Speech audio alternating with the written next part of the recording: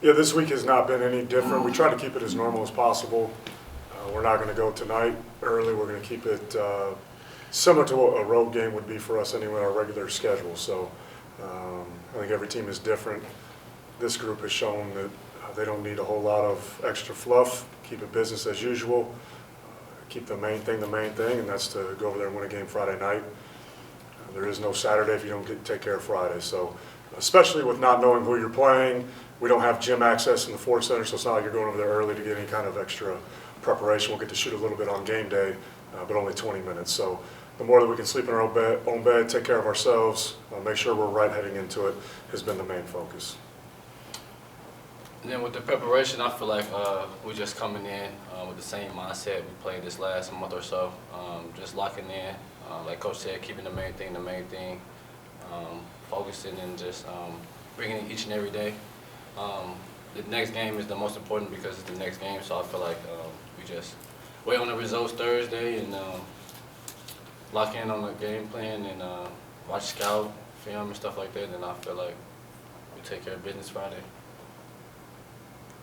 Yeah, as far as like, just to piggyback on what he said, just sticking to the same script, you know what I'm saying? Don't change too much, and just listen to Coach, whatever he got going on. I know it'll be the right plan for us. And as far as like the first time making it to the conference tournament, I think it'll be a good experience.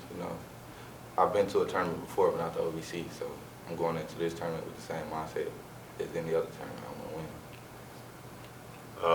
Preparation, like everybody else said, it's nothing we can really change. Going in, focusing on the little things, dominate simple. It's just, things we've been doing all season, and then first time being in a tournament. I mean, like you said, I've been in multiple tournaments my whole life. It's another game. The next game is always the most important. We don't get the Saturday if we don't win Friday. So Friday is the next game. That's the most important. Question for Coach Korn, to get that double bye. Of course, you had a team in the past make the run through, very difficult to do. But how important do you think it is with that double bye, being able to get the rest, and talk about that a little bit? Yeah, it's crazy. We were talking about this morning, 2 years ago, we would have been in the hotel last night. And so to think that a team is going to play today, tomorrow, and then we don't even get to potentially see that team until Friday, it's kind of crazy to think that we went through that run that we did in 2023 based upon the prep that we have this week with the double bye. I don't think that we went through the whole, at least not in my mind, and I don't think in these players' minds, we went through the regular season thinking to get a double bye to maybe have an extra day's rest. That ended up being a byproduct of the way that the conference is set up, because I've never been a part of a double bye my entire career. Everybody always gets plays and then you play on the same day. So I think it just happens to be one more day of prep for us, which we took on the front end of the week, and so now we can keep things kind of pretty standard operating procedures for us. But I don't think that we were never really going into it thinking, oh man, let's be the 1 or the 2 seed so we can get a double bye. It was, let's win the league, because we were preseason picked 7th, brought in really good players, returned 7 guys, and people still didn't believe in what we did, but we did believe in ourselves and the work that we put in. So to me now, especially March, these guys, you go play. Of course we have game plan and all that type of stuff, but really not trying to overthink and overcoach any of it. At the end of the day, 94 feet, 10-foot basket, opponent, let's go play. And regardless of talent, they got, like you said, put that work in, buy-in, and it shows on the floor. I mean, how much have these guys bought into what you're teaching? Yeah, I think that what you see is in the way that we play on both sides of the ball, I think a lot of people have talent. That's not the separator. It's the connectivity, it's the camaraderie, it's the trust that you have within the locker room. It's not what the coach says in the locker room, it's what the players say when he leaves. And anytime we're not around these guys, they're around each other. And so the messaging, even a year ago, 4 years ago, when we first got here, the messaging has been the same. There might have been a lot more awards this year, obviously, and rightfully so. But our approach to everything that we do hasn't really changed. This has just now been the culmination of a lot of hard work that's been put in, and then with good players and development, and a plan, of course. We have a good plan, we have a good system, but you need really good players in order to execute that system. But the thing I love about these guys is, one, is they're competitors, and then 2, they have really high basketball IQ, so we're able to just continually make progress throughout the season, become an even more dangerous team towards the end of the season. I'll let other people get some questions in a second. I did want to ask you in reference to the awards. I know we got a big tournament coming up, but to be able to kind of enjoy this together for a little bit and just to be able to share that, the awards that you got, I'm sure that means a lot. It does, and the thing that you're happy for the people that earn those, of course, but I think to your earlier question, the thing I love about this team more than anything is, although B.J. Ward didn't get necessarily an individual award, B.J. Ward has a whole lot to do with Teddy and Rob and BT having success as well. So, of course, Coach of the Year, you know, that's fantastic. I think it's great for Coach Weber and my parents to be proud of, you know, a disciple of theirs or their son, that they get to be proud of that. But it's these guys that go play the game, you know, and they took the messaging and they took the coaching and did that. So truly it is a team award. I know that's cliche and coach speak, but it truly doesn't happen. We didn't get any awards last year. So. If you players, if you guys could just kind of elaborate a little bit on sharing it with Coach Korn, what it means to see him get that, as well as some of you got the accolades. Some of you are waiting to bring that trophy for your accolade at the end, but. It's a good feeling, man. Just knowing the type of person Coach Korn is, you know what I'm saying, on and off the court. He really care about the team, not just one individual, who playing or who not playing. He care about, he treat everybody the same way. So just to see him get that high praise and knowing that we kind of have something to do with it, but he the man with the plan, it's a good feeling for sure. Yeah, man, he deserved it. Last year was a rough year for me, but him just believing in me, putting the trust in me, and I'll be texting him after the game sometimes and just build that relationship with him. Great coach on and off the court. Funny guy, he always crack jokes a lot, talking about I'm 3 foot and stuff like that. So it's just a great relationship I have with him, and just on the court, I feel like he could get on me and I could respond in the right way. Sometimes it'd be a little, what's the word I'm trying to say? Sometimes I like if I mess up, I'm not looking at him. I'm going to ignore him or something like this. So, but it's I'm proud of him, and we got the job's not finished yet. So. I mean, of course, I'm proud of, you know, he been recruiting me since my sophomore year. Definitely been years in this, and then to see him get the Coach of the Year, that was definitely like a blessing. Proud of him, you know. It's just Coach of the Year. I mean, you can't really say nothing for it. This is a question for all of you guys, but you know, you're not necessarily going to play perfect basketball all the time. But when you look back, when you look on film, what's the difference between when SEMO plays, you know, decent basketball to you guys are really clicking? I think the main thing is for us, when the ball's moving offensively, we become that much more dangerous because we just have really, really good players across the board. So when everyone's involved, we become, I don't want to say unguardable, but where do you game plan? How do you stop us? So we always go into a game plan, of course, like what's the main thing that they're trying to do? Let's take that away. So when we're all playing well and connected, there's really no one spot or one guy that you can take away. And I think a lot of our system helps play into that too, because it's I don't want to say it's an unorthodox system, but it is organized chaos. But we don't get in the way of individual players making plays, and the game is supposed to be played free-flowing and read-react. And so the most that we get crazy is during practices, and then they get to go play the game. So I think the more that we stay true to that, that makes us just more dangerous. And then, of course, that just keeps on building confidence on the defensive side. And even when we made that run in February, our defense was really connected at the times that our offense did lapse from time to time. But then we're able to find our footing within the game, and then you're still able to let the offense catch back up to the defense. So that's why basketball is the most beautiful game in the world, because you have to do both within 2 seconds of one another. You don't have time to just stop and do the other, worried about the last play. You have to keep on playing. You have to keep on going. And so when this team does that, we're really, really dangerous. You talked about how a few years ago you were getting a hotel, getting ready for a long tournament. What sets this team apart, being the first round bye, than the team in the past? I mean, other than, obviously, we were in a hotel for 5 straight nights, just game after game. It's a little bit different because, again, you got to stay sharp, but at the end of the day, you got to go play Friday, too. So we had a great practice yesterday. We'll have a great one today, and then we're right back into our routine. So with the 2-game back-to-back, it's not as daunting as the 4-game. With the 4-game, we didn't do any shoot-arounds, right? We stayed in the hotel the entire time because that's what the team needed. We needed our legs to get to the end if we were going to make it to the end, and we did. So this group, I think they're fairly fresh for the most part, considering March. Everybody's a little bit dinged up, but I think we're in a good headspace. I think we're in a good physical space for the most part. So now, now we're back into our regular window of what a regular prep looks like. So today will be another great practice, and then we'll have a little bit more of that, I don't want to say walkthrough, but more of that shell footballish type of a practice tomorrow over in Evansville, and then it's 7 o'clock on Friday night.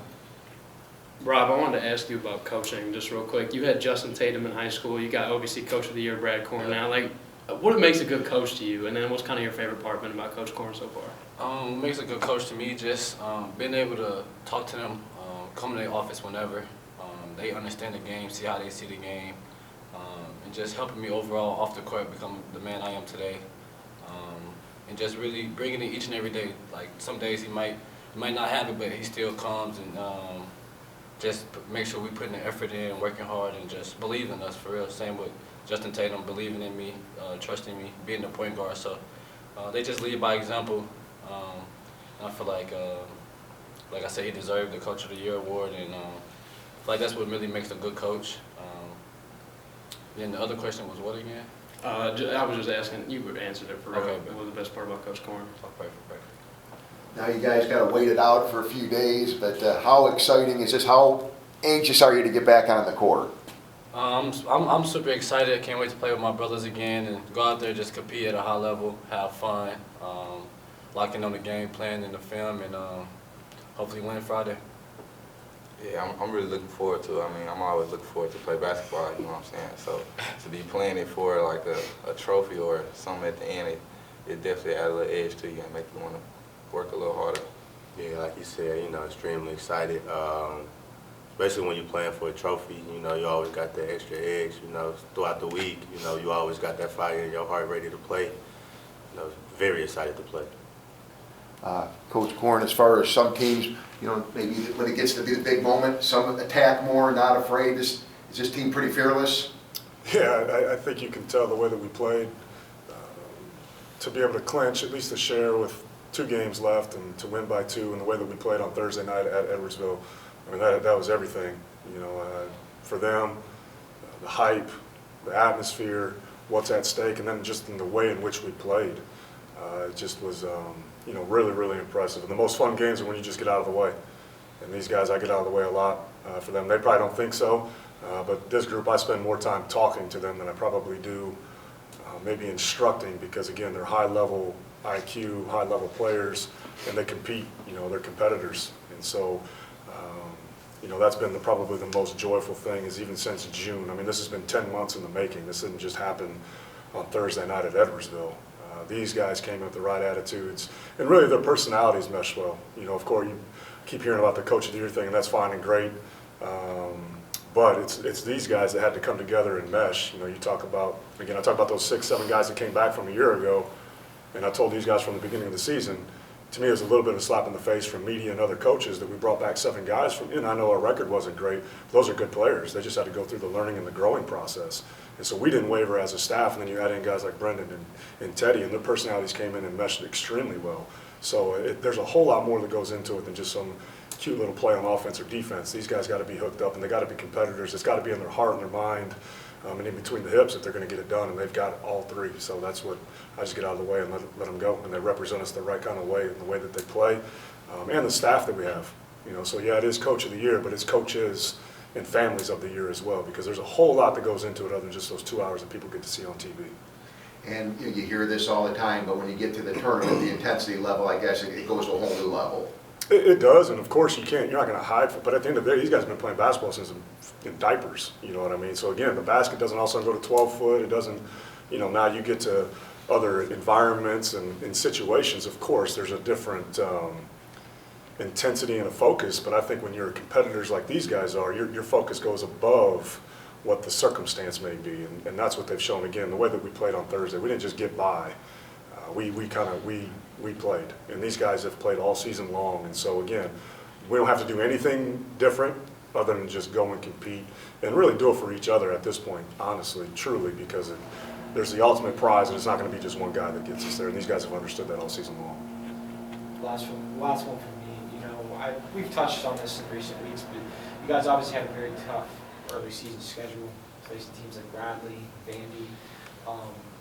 Why is it important to convey that, you know, there's games in November and December are just as important as now, because it really sets you up for the postseasons and the success you guys have had in recent weeks?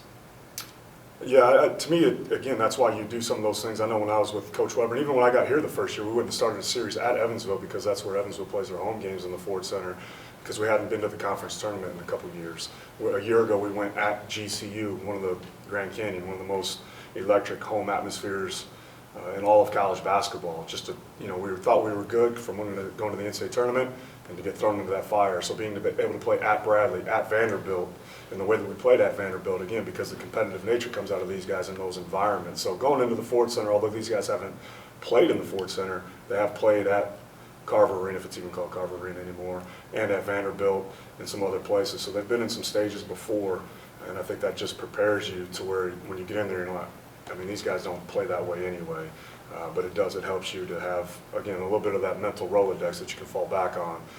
And it's not, these guys aren't going to be starstruck because, again, maybe the first couple minutes, and then after that is basketball. I got a question for all the players and coach for when you were playing. Jason Tatum said he's top 3 when he gets a cut. When's the best time to get a cut before a game? You guys can answer that. I have no idea what he's talking about. The day before cut hit different. Yeah, the day before. Practice. 2 days, or 2 days, or 2 days. Yeah, or 2 2 days. days. You got time to practice a little bit. Get your Look, chop. I'll give you a little tape. I do. I'm gonna get right. Teddy, I got another one for you. 6'2" guard, if I'm wrong, correct me. But you guys got 6'7" Brennan Terry, 7' Davis, 7' Elliott. You lead the team in rebounds. How do you do that? I just got a knack for the ball. You know what I'm saying? Just pretty much just reading off where the ball gonna come off it and just go get his highest point. And of course, winning these awards this past week, great feeling for you guys, but you got to prepare for this weekend. How do you contain the excitement here before the tournament? Just keeping the main thing, like Coach Korn said. Going out there competing at a high level. I feel like the Warriors are good, but I really cut the nets on Saturday as a team and just going out there having fun, competing, and hopefully getting the dub. Yeah. I'm almost ready to wrap it up, but it's been on my mind a little bit. I saw you guys earlier in the year when you had the team that made the run, that made it to the tournament.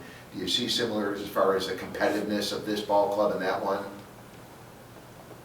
No, I don't. Each team is different. Every year is different. We caught the essence. Todd, for me, that 23 team, they caught the potential of what that team could be in that moment of those 4 days. I think that team was always there. We just didn't reach that potential through the grind of December, January, February, and then we were able to capture it in that moment. And also we tied, I think, if I'm not mistaken, for 3rd place. We just ended up getting a lower seed because of the tiebreakers. So we had to play 4 games in 4 days. So when I look at this team, they captured the essence of what they were early, and then they were able to get incrementally better as the season went on.